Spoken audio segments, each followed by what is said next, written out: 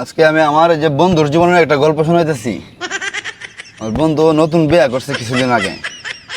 তো বন্ধু বাসরাতে বউরে জিজ্ঞেস করতেছে যে তুমি কি আগে আরো কোনো প্রেম টেম করছো? তখন বউ কোনো কথা কইছে না। কথা না কইয়া একটা কোটো আনছে ডিব্বা, এই ডিব্বার মধ্যে 5টা চাউল আর হইলো 70 টাকা।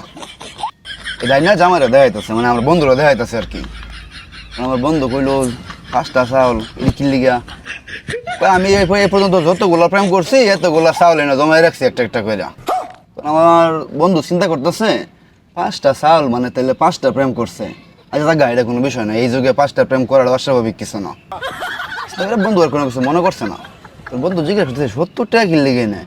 তোর বউর আর কি জিজ্ঞেস করলো, আমাকে বাবিরা জিজ্ঞেস করতেছে যাচ্ছে 70 টাকা কি লিগা? কই যে গতকালকে হইলো না 1 কেজি চাল বেচছি।